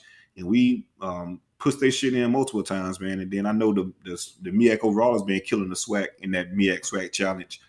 But yeah, I think the MEAC has done a good job in regards to, I think when the conferences were whole, the MEAC was better. But from a Deion and Jackson State perspective, I said this before, like the teams they play within the SWAC weren't that good, like on the grand scheme. You got FAMU and a couple others, but for the most part, in regards to the comparison to JSU, and so I felt like if they'd have made it to the playoffs, it would have been a lot more exposure because those teams are damn good and they'll beat the shit out of Jackson State. So to lose to North Carolina Central like that tells you that it wasn't all there. Put it that way, it wasn't all there. I'm gonna tell you, I ain't never felt like more afraid for a person ever in my life than when that white tight end dropped that. That was hilarious. Bro, I was so scared for that man, bro. I'm like, oh man, he got to walk back home now. Right, that was hilarious. Cool. And of course, it was a lot of trolls with that white tight end. He took a lot of heat, man. The kid was also crying to the locker room. He really felt bad for that shit. So I couldn't imagine, bro. Yeah. But yeah, some people take this shit way too serious, man. So it was like, I know he's got like death threats and a lot of wild shit. But I don't think Deion's gonna be able to recruit out there like they think he is, man. You're in the mountains. A lot of his relationships are in the South. You're competing with other P5 coaches too, right? On a consistent basis. And you ain't got no dreaming cell out there in the mountains, right? So you don't have the recruiting grounds, right? A real quick shout Ant. Different animal. Go ahead. Shout my dog Ant for the super chat. Appreciate it. Appreciate the real today, fellas. Can't wait to smell the orange stuff next year. Go Knowles. See you in Orlando, CJ. That's right. I'll get that take off in a second. Y'all go with your Deion take. Want to speak about Orlando in a second. But no, I mean, I think he was done. But yeah, the same thing I was talking to someone yesterday about, same thing I said about Nebraska and Scott Frost is like, man, that's a tough battle these days. This ain't just grabbed like 3 Gators, man. Exactly. and are y'all going to miss them? No, And man. They got chief borders. We had to pull a pistol to get him out of here. So. And are you right? Are they going to be like, what the hell am I doing out in these cornfields? That's funny too because I saw that tweet that Matt Rule put out. He's the new Cornhuskers coach, being goofy as hell. So he put about Oregon and Miami. He put right? a duck, money bag, ghost, and then he put up hands throwing up to you, money bag, ghost. And I'm like, what is he talking about, bro? Like riding the whip. We ain't been in a recruiting battle with Nebraska since Scott Frost first took over. Well, no, when Scott Frost first took over. That's right. Because Travis, shout out to Travis Fisher. Rule said the streets is talking. He was getting some guys. Yeah, that was and then them boys came right back home and said, "Oh hell no!" I don't know what I was thinking. They put them 2 thick cornbread fed girls on me. That was good for the weekend. I'm ready to go back home. This is not where it's at. But yeah, that's gonna be Deion's challenge, and I'm not saying he can't do it. I'm saying it is very difficult, man. You gotta get these kids to come up to the mountains of Colorado, playing that type of environment, and you're gonna have to recruit against an Oregon program that's been doing ever since at least what Chip Kelly does a pretty decent job at recruiting. Now you got Lincoln Riley out of USC. Yeah, that's gonna be a tough road to hold. Which is why again on this platform we thought the USF job would have been a better building block program, but hey, that ship sails. So here we are. Best of luck to Coach Prime. And weirdly enough, I didn't know he only had 8 toes. I never knew that shit. We were speaking about shit, my bad. We're speaking about Saban. He just got some like 5-star teammates. Damn, breaking news. This is Hayes Fawcett. Yeah, say Quay Russaw and James Smith are committed to Alabama.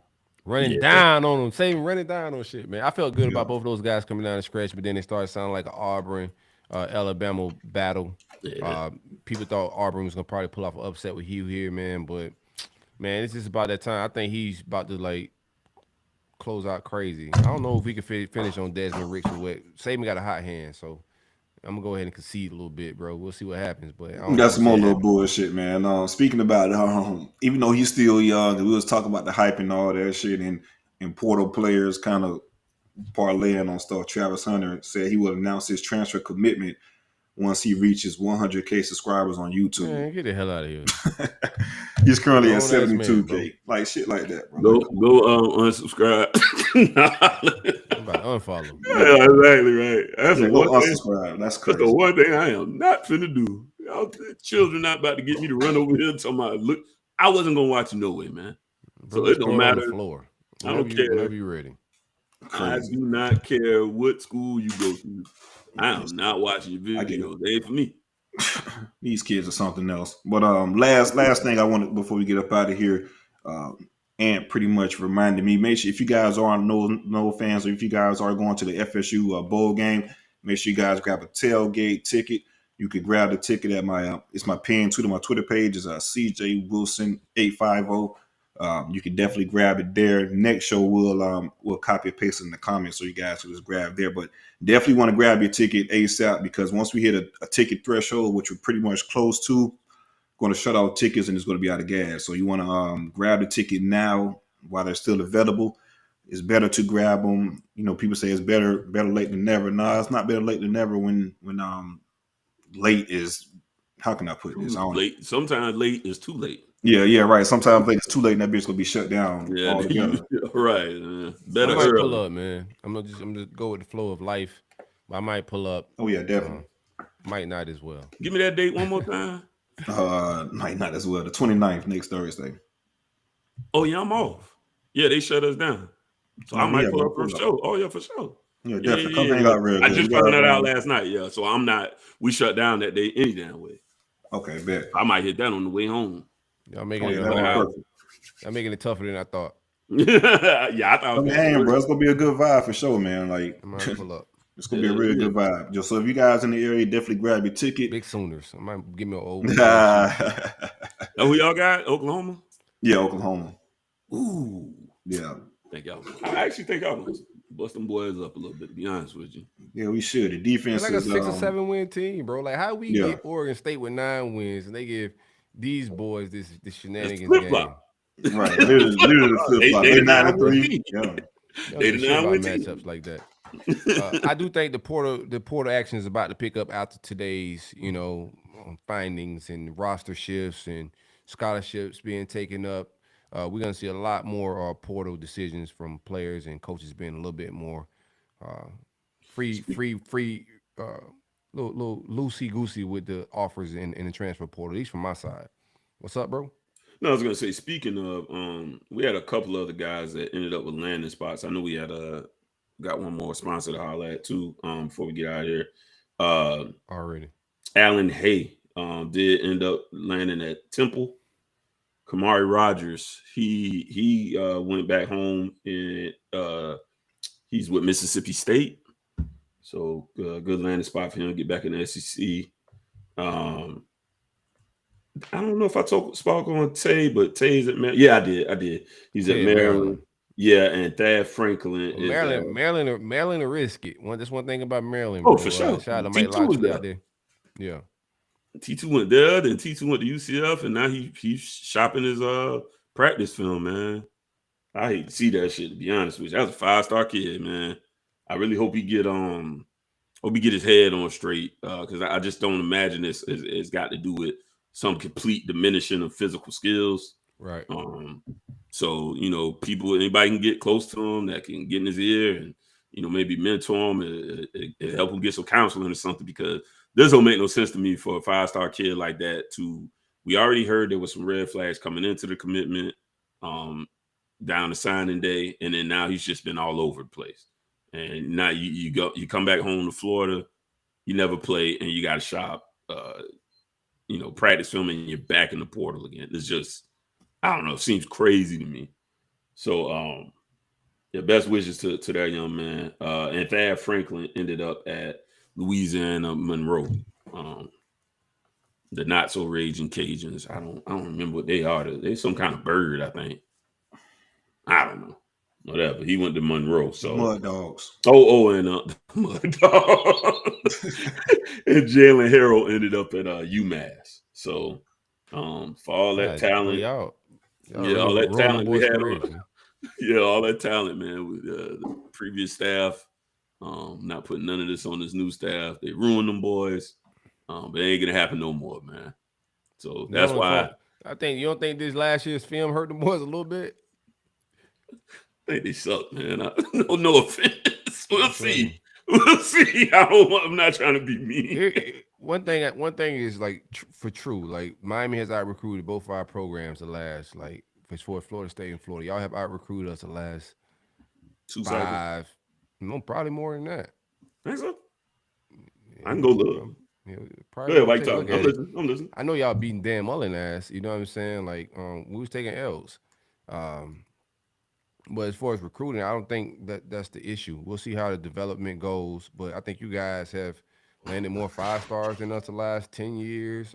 You've out recruited us a bunch of times. Like traditionally, another thing about Florida, like traditionally, even when we did it with Urban is the only guy that came here and recruited at an elite level.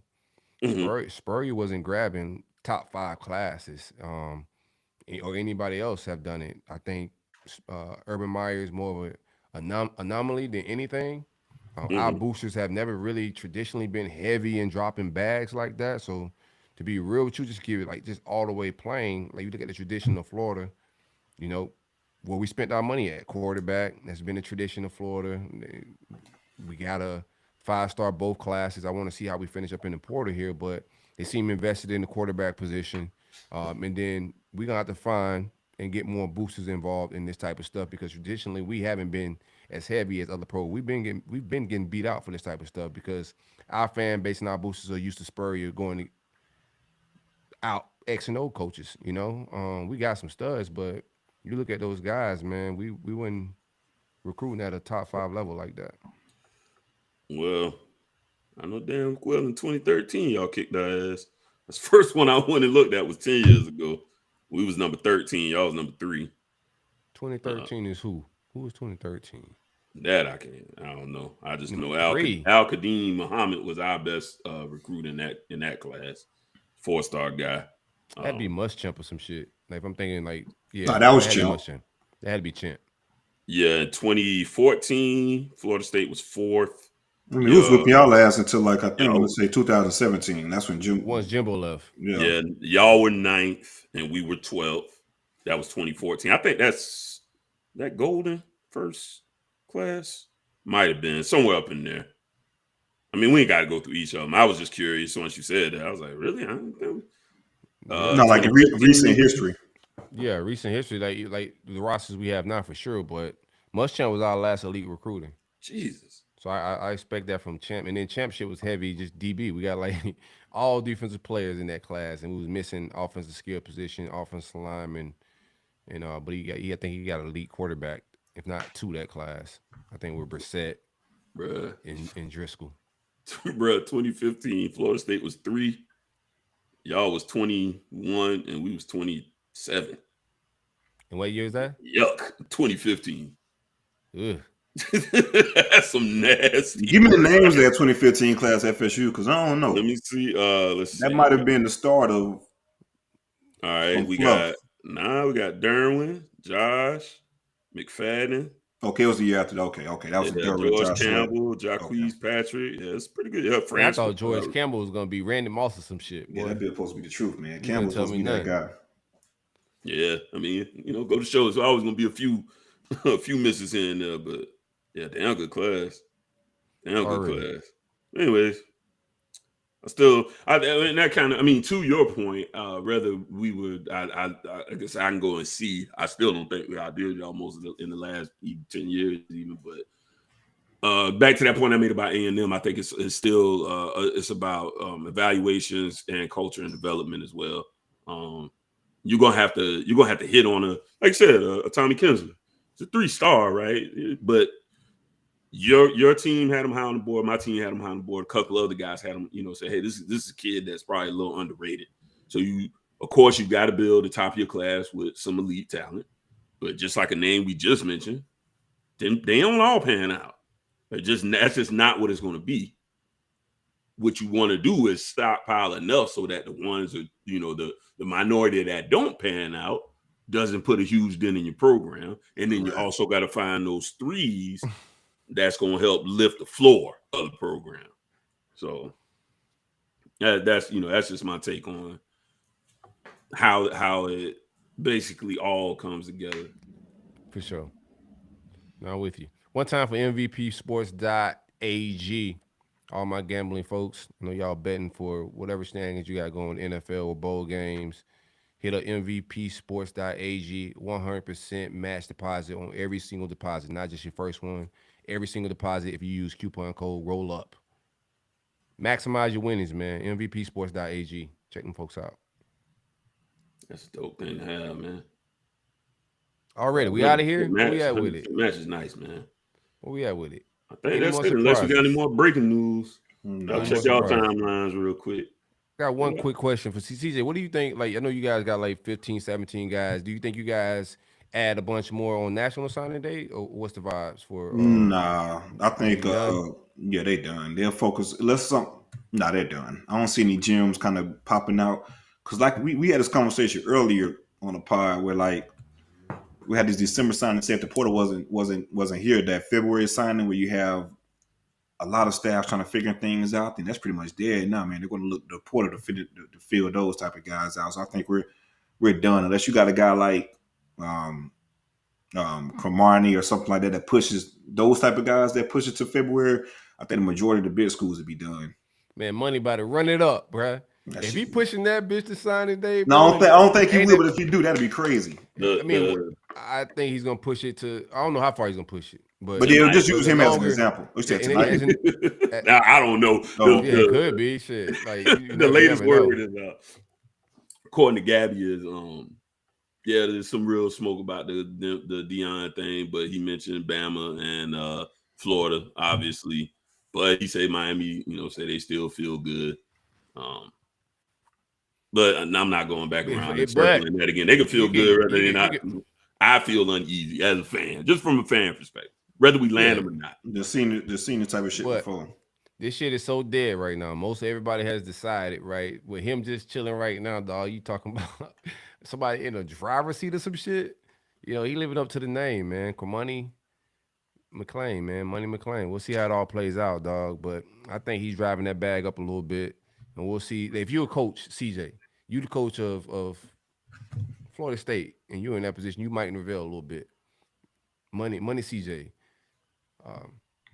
You play this game with him, or do you back out at this point?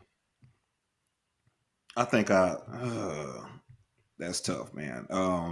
Not to say too much, but just from some of the. You be frustrated as hell if you was the coach. I'll be frustrated as hell. I'll be frustrated as hell. Let's put it that way. I'll be frustrated as hell. There's a lot of stuff that gives you some pause as far as how this recruitment's been going. So I'll be frustrated. Let's put it that way. I'll be frustrated. Right. I think we all in agreement on that one. But we'll see how it all plays out. It's gonna be very entertaining. Kind of old school, dog. That's why I say I need that coach to hold back of my polo.